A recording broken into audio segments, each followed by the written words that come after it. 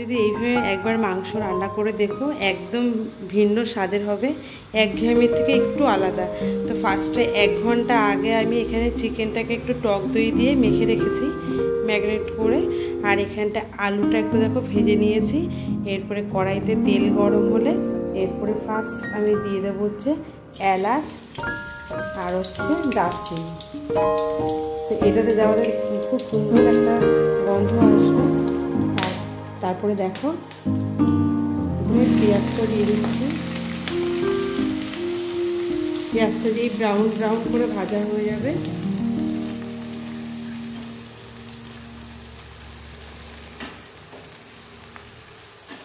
তো গ্যাসটা কিন্তু হাই ফ্লেমে রেখেই ভাজতে হবে। দেখো একটু একদম ব্রাউন ব্রাউন হলে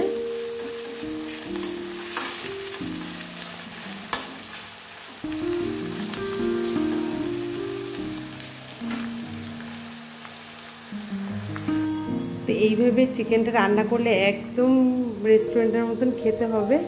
আর দেখো এখানটা আমি বেটে নিয়েছি হচ্ছে জিরা, আদা, শুকনো লঙ্কা, হ্যাঁ, সব কিছু শিলে বেটে নিয়েছি।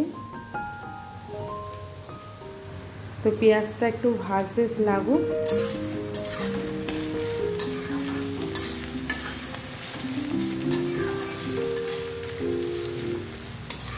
আর আজকে কিন্তু বন্ধুরা আজকে আমি সর্ষের তেল এখানটা ইউজ করছি না, আমি সানফ্লাওয়ার তেলটা ইউজ করছি। তো একদম পেঁয়াজটা একটু নরম নরম ব্রাউন ব্রাউন হবে, তারপরে এর সাথে বাদবাকি মশলাগুলো আমি অ্যাড করব। বন্ধুরা দেখো এখানটা দেখো আস্তে আস্তে পেঁয়াজের কালারটা কিন্তু চেঞ্জ হয়ে গেছে। এরপরে আমি যে মশলাটা করে রেখেছি সেটা এর সাথে অ্যাড করব।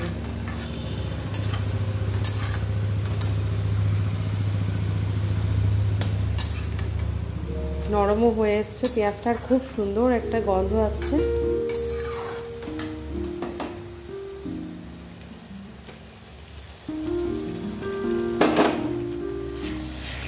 তো সম্পূর্ণ রান্নাটাই আমি ঢাকা দিয়ে দিয়ে করব।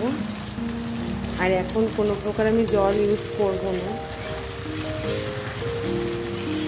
সামান্য একটু যে মশলা রেখেছিলাম ওই বাটিটাতে একটুখানি তোমার ধুয়ে জল দিয়ে দিচ্ছি।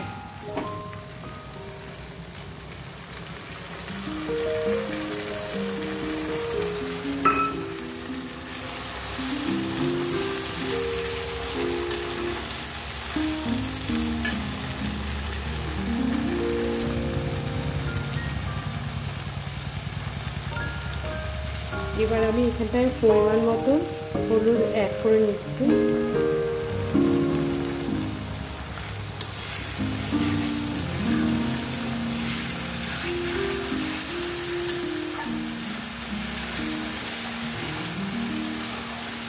যখন মশলাটা কষে আসবে তখন অলরেডি মশলাটার থেকে তেল ছেড়ে দেবে, তখনই আমি চিকেনটাকে দিয়ে চাপা দিয়ে দেবো। এরপরে মশলাটা যখন তোমার কষতে থাকবে তখন কিন্তু হাই ফ্লেমে গ্যাসটাকে রাখা যাবে না, একটু মিডিয়াম ফ্লেমে গ্যাসটাকে রাখতে হবে। মশলাটা ফাইনালি আমার রেডি, দেখো তেল ছাড়া শুরু করে দিয়েছে। এরপর আমি এখানটায় চিকেনটা দিয়ে দিচ্ছি।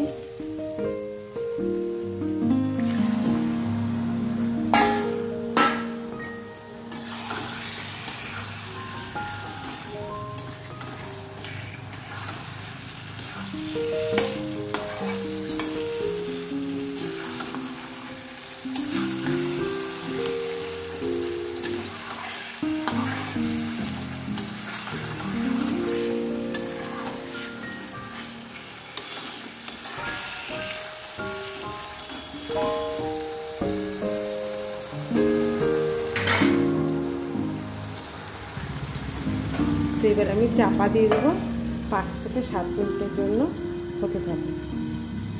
বন্ধুরা, এখানটা আমি আজকে তোমাদের সাথে যেই দুটো রান্না শেয়ার করব, তার মধ্যে একটা হচ্ছে একদম ঝরঝরে অনুষ্ঠান বাড়ির মতন ফ্রাইড রাইস। তার জন্য এখানটা তোমার 303 চাল নিয়ে নিয়েছি। আর এখন এই চালটা একটু ভিজিয়ে রাখবো, ভিজিয়ে রাখলে ভাতটা খুব সুন্দর হয়।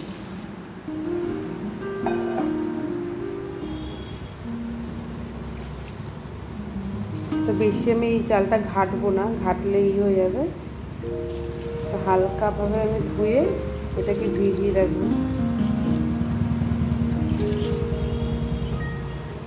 15 মিনিটের জন্য ভিজতে রাখবো, ততক্ষণ আমি বাদবাকি কাজগুলো সেরে নিই।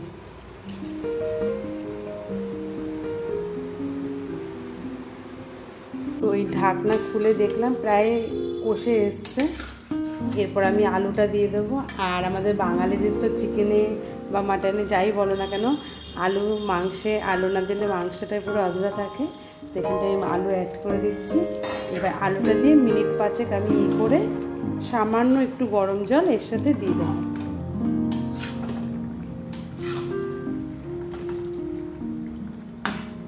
তো একটু আলুটা দিয়ে কষতে থাকবো।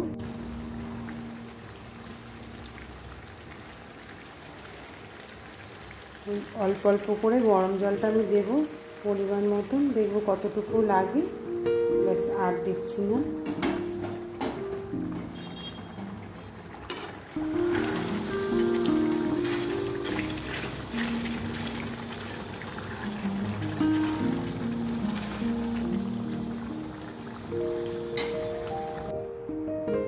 তো এই যে এখন আমি গরম মশলা একটু সামান্য পরিমাণে অ্যাড করে দিচ্ছি এর মধ্যে, শাহি গরম মশলা।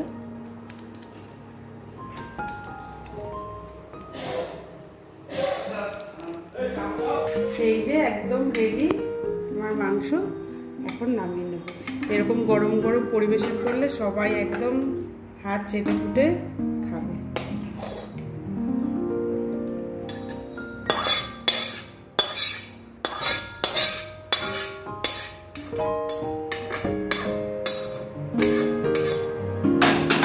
দেখো বন্ধুরা, কত সুন্দর কালারটা এসছে। জলটা এখানে খুব ভালোভাবে ফুটিয়ে নিয়েছি। এরপরে এই দেখো ধুয়ে রেখেছিলাম চালটা, এরপর চালগুলো দিয়ে দেবো।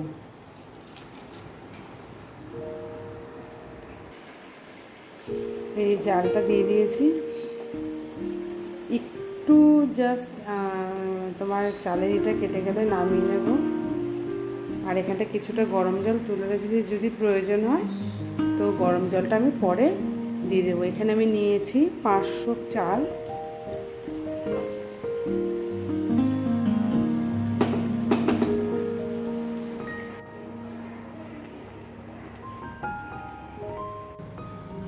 কড়াইতে গরম তেল দিয়ে দিলাম আর ঘি। আর এই যে দেখো রাইসটা আমি ঠান্ডা করতে দিয়েছি।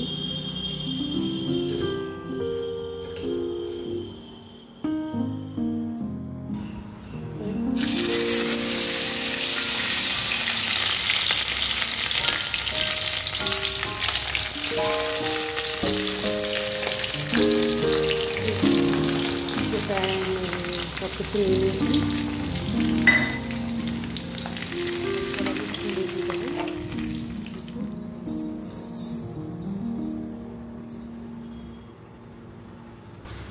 স্বাদ অনুযায়ী নুন। আর এখানটা আমি বিনস, গাজর সব কিছু ভেজে রেখেছি, সেটার সাথে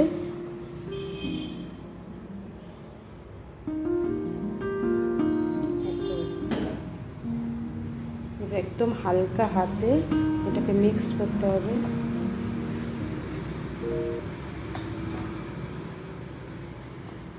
দেখো বন্ধুরা, রাইসটা আমার একদম রেডি। একদম দেখো কোনো ভাত কিন্তু ভাঙেনি।